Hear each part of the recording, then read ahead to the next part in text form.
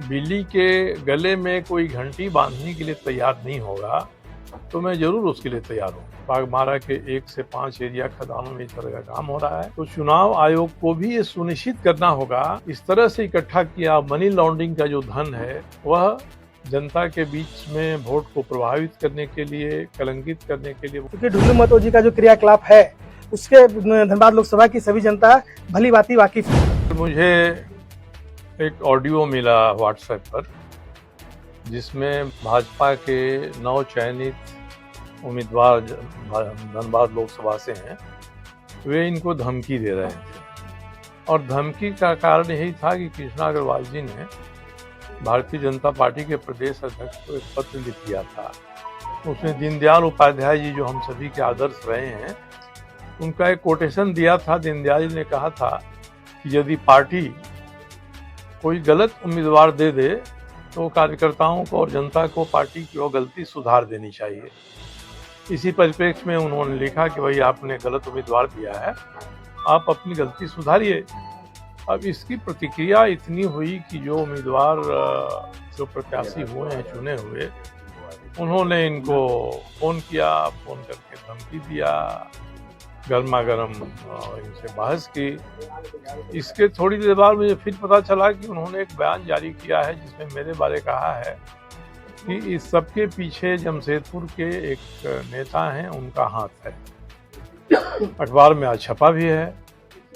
तो मुझे लगा कि कोई व्यक्ति अगर निमंत्रण आपके पास भेज देता है तो निमंत्रण पूरा करने आपको जरूर जाना चाहिए। तो मैं यहाँ आया।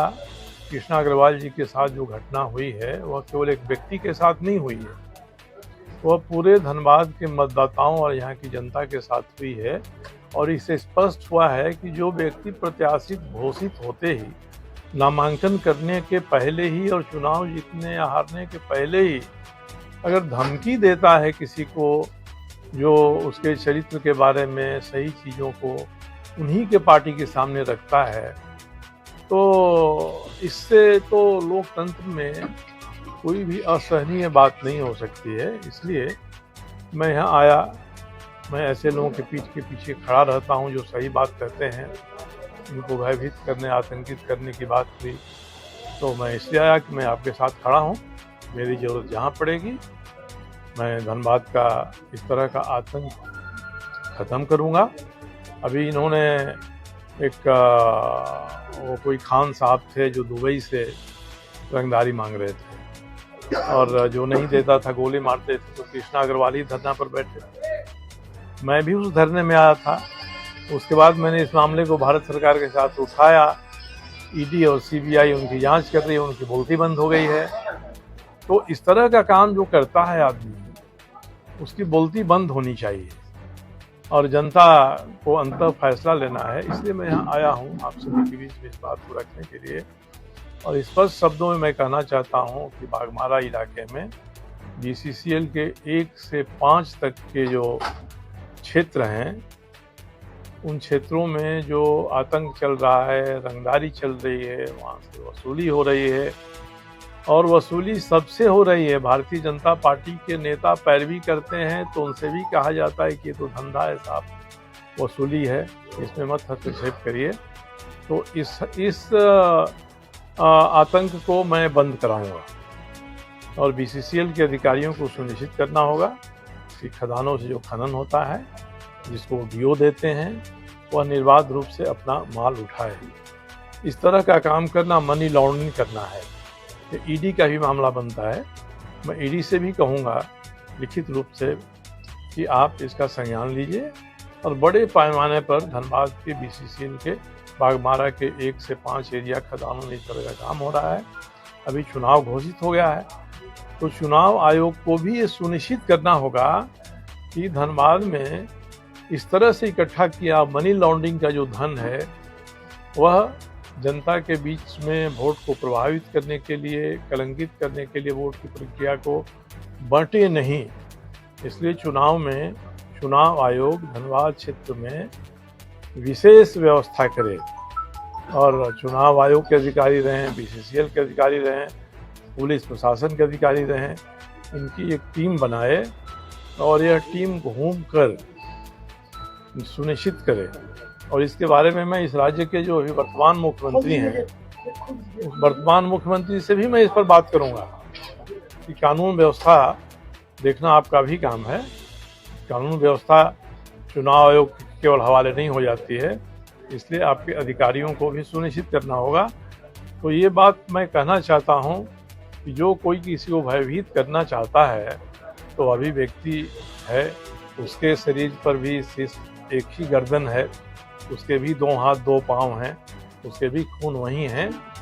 और जो हम लोगों के साथ खड़ा होते हैं उनको कोई भयभीत करेगा तो ऐसे भय और आतंक को जड़ से उखाड़ कर फेंकने का पुरजोर प्रयास करना है। ये बात कहने के लिए और इस बात को सिद्ध करने के लिए ही मैं आप लोगों के बीच में आज हूँ। कृष्णा अग्रवाल जी ने बड़ी हिम्मत का बात किया है। ये तो भाजपा के उन आदर्शवादी नेताओं को करना चाहिए, तो संघ परिवार के लोगों को कहना चाहिए कि दीनदयाल जी ने जो पैमाना हमारे लिए गठित किया है चुनाव में, उस पैमाना का पालन होगा कि नहीं होगा। नहीं होगा, जनता खड़ा होगी और इसमें जनता मेरे लिए जो भी भूमिका तय करेगी मैं इस भूमिका का निर्वाह करूंगा। इस भूमिका में आप निर्वाह करने का मतलब क्या, आप चुनाव लड़ने के लिए धनबाद से लोकसभा चुनाव लड़ने के लिए तैयार हैं? चुनाव लड़ना शामिल है, संघर्ष करना शामिल है, जितनी एजेंसियां बनी हैं व्यवस्था में उन एजेंसियों पर दबाव डालना शामिल है, ये कई काम शामिल हैं। और मैंने पहले भी कहा कि जो मुझे निमंत्रण देता है तो मैं जरूर उस निमंत्रण को स्वीकार करता हूं और निमंत्रण को पूरा करने का प्रयास करता हूं। तो भाजपा के यहाँ के जो 9 घोषित प्रत्याशी हैं उन्होंने मुझे भी एक निमंत्रण ही दिया है, तो मैं उस निमंत्रण को ही पूरा करने के लिए आज यहाँ आया हूँ। ये तो महीने भर से चर्चा है मीडिया में चलता रहा है कि मुझे भाजपा अपना उम्मीदवार बनाएगी। फिर चला, सच्चाई ही बता रहा हूँ आपको। और बीच में बात आई कि नीतीश कुमार जी जो मेरे परम मित्र हैं वो एक सीट मेरे लिए यहाँ लेंगे। तो जब ये पानी सिर से ऊपर चढ़ने लगा तो मैंने जमशेदपुर में प्रेस कॉन्फ्रेंस बुला के प्रेस के साथियों को ये कहा कि मेरी कोई रुचि धनबाद से चुनाव लड़ने में नहीं है। मैं जमशेदपुर पूर्वी विधानसभा क्षेत्र की जनता का ऋणी हूँ, उनका ऋण मुझे उतारना है। मैंने ये भी कहा कि भारतीय जनता पार्टी के किसी भी महत्व रखने वाले सार्थक नेता से न मैंने पहल करके बात की है न उन्होंने मुझसे बात की है। इससे भारतीय जनता पार्टी से चुनाव लड़ने की जो बात है, बात चलती है, कोई विश्वास सूत्र मिलता है जिसको प्रेस मीडिया के लोग मानते हैं कि विश्वसनीय हमारे लिए हैं, उसके आधार पर समाचार चलते हैं, तो उसमें कोई सच्चाई नहीं थी। मगर अब एक विपरीत परिस्थिति पैदा कर दिया है भारतीय जनता पार्टी ने, अपना उम्मीदवार इस तरह का उम्मीदवार घोषित करके जिसको राजनीति की प्रक्रिया में रहने का ही अधिकार नहीं है। और मैं एक और बात पहले कुछ मित्रों को कहा हूँ कि मैं पिछले 5 साल से चुनाव आयोग को भी लिखा हूँ कई बार। भारतीय जनता पार्टी के राष्ट्रीय मैनिफेस्टो कमेटी में था, उसमें भी कहा था कि चुनाव के ऐन वक्त जो दल बदल होते हैं उनको रोकना स्वच्छ चुनाव के लिए बड़ी ज़रूरी है। और एक ही उपाय हो सकता है कि जैसे कंपनियां हर 31 मार्च को रजिस्ट्रार ऑफ कंपनीज के पास अपना अकाउंट सबमिट करती हैं, उसकी ऑडिट होती है, उसी तरह से हर पार्टी अपना न केवल वित्तीय अकाउंट दे चुनाव आयोग को, बल्कि चुनाव आयोग में रजिस्टर होने के कारण से वह अपने पूरे 10 करोड़ हो, 5 करोड़ हो, 5 लाख हो, 5 हो, जो सदस्य हैं उनकी पूरी सूची चुनाव आयोग को सौंपे और ये बताए कि इसमें से कौन सक्रिय सदस्य है, कौन सामान्य सदस्य है। और जो आपका सक्रिय सदस्य है 2 साल से 1 साल से चुनाव आयोग तय कर ले, उसमें से ही आपको अपना कैंडिडेट चुनना है।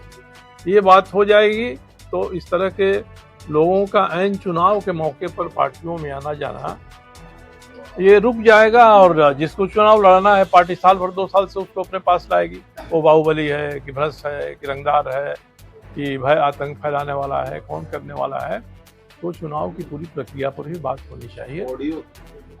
और ऑडियो तो मैंने देखा, तो ऑडियो देखकर नहीं, आयोग के पास तो आयोग तो देना आयोग की एक अलग बात है। अब तो आयोग इतना सक्रिय है कि वह सब इकट्ठा करते रहा है। दिलीप घोष का आया, उन्होंने कह दिया था ममता बनर्जी के बारे में कुछ, उस पर संज्ञान हुआ। भाजपा के उम्मीदवार पवन सिंह थे, उन्होंने कुछ कर दिया था, उस पर आवाज़ उठी। तो ये ऑडियो है, इस ऑडियो पर भी चुनाव आयोग को संज्ञान लेना चाहिए। इसका चुनाव आयोग अपने भी संज्ञान ले सकता है, उनकी सक्रियता बताती है। ये इस पर अगर संज्ञान नहीं लेंगे तो होगा कि चुनाव आयोग पक्षपातपूर्ण विहीन चुनाव कराने का इरादा नहीं रखता है।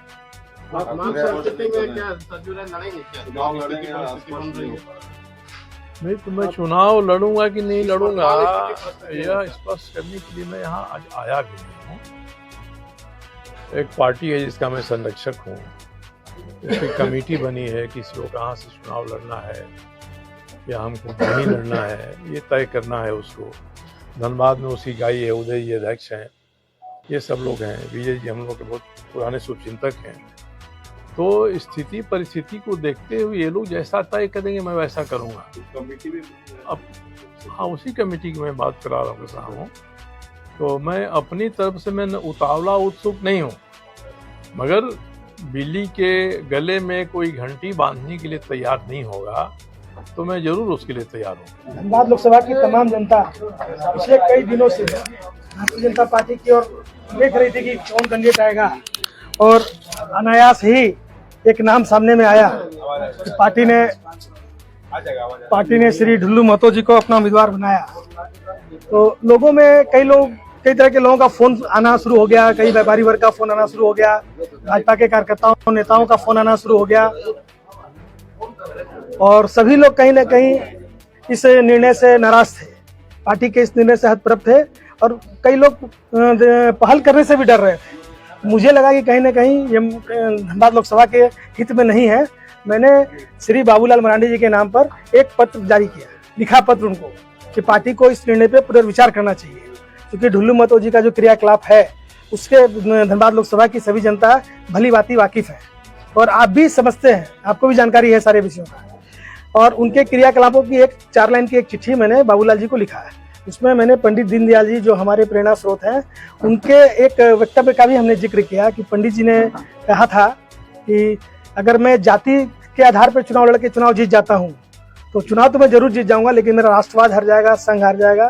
तो इससे अच्छा है कि मैं हार पसंद करूंगा, लेकिन मैं जाति के नाम पर चुनाव नहीं लड़ूंगा, और वो हार पसंद किए। तो मैं भारतीय जनता पार्टी के उस बात को भी इंगित करते हुए उनको एक पत्र लिखा। पत्र जैसे ही मैंने उनको दिया और कुछ मीडिया वगैरह में चला, लगभग आधे पौन घंटे के बाद विधायक जी का फोन आ गया, जबकि विधायक जी का कभी हमारे से डायरेक्टली कोई बातचीत कभी नहीं हुई, सीधा संवाद भी नहीं हुआ, उनका नंबर भी हमारे पास नहीं था। वो फोन के कृष्णा भैया बोल रहे हैं, बोला हाँ बोल रहे हैं, मैं विधायक बोल रहा हूँ। हमने हाँ नमस्कार। बातचीत शुरू का 2-4 लाइन तो बहुत क्या हो गया, क्यों लिख दिए, ऐसा क्यों कर रहे हैं। फिर बाद में जिस ढंग से वो जिस तैस में बोल रहे थे और जिस ढंग से हड़काने के प्रयास कर रहे थे, वो कहीं ना कहीं एक गलत संदेश चला गया। अगर उनको कोई नाराजगी भी थी मुझसे तो उनको मेरे पास आ जाते, हमको बुला लेते, हमको साधारण वे में फ़ोन करके पूछ सकते थे कि भैया हमने क्या गलती की है, पार्टी का निर्णय हो गया है तो अब तो आपको हमको मदद करना चाहिए। ऐसे भी अगर पार्टी को हमने पुनर्विचार के लिए लिखा है, अगर पार्टी पुनर्विचार नहीं करती है, ढुल्लू महतो जी कैंडिडेट रह जाते हैं, और अगर हम भी भाजपा माइंडेड हैं, भाजपा के समर्थक हैं, हम किसको वोटिंग करेंगे? बाबूलाल जी का भी प्रतिक्रिया है? नहीं, अभी मेरे पास किसी का कोई प्रतिक्रिया नहीं आया है। तो उन्होंने क्या आपको दोबारा कोई बातचीत हुआ है? दोबारा कोई बातचीत हुई इस ऑडियो के बाद? नहीं, उनसे नहीं बातचीत हुई। उनके कुछ लोगों का फोन जरूर आया मेरे पास, उनके कुछ लोग कल मिले भी कि भाई क्या समस्या है, विधायक से मिल लीजिए, बात करा देते हैं। हमने नहीं, मुझे कोई समस्या नहीं है विधायक से। मैं राष्ट्रीय महामंत्री जी को भी हमने भेजा है, अपना जो PDF था वो और जो ऑडियो क्लिप है जो बातचीत का, इसको मैंने राष्ट्रीय महामंत्री जी को भेजा है, यहाँ झारखंड प्रदेश संगठन महामंत्री जी को भी भेजा है, और अपने जो व्यवसायी संगठन वगैरह है उनको भी हमने दिया है, ताकि सभी के एक संज्ञान में विषय आ जाए कि मामला क्या चल रहा है।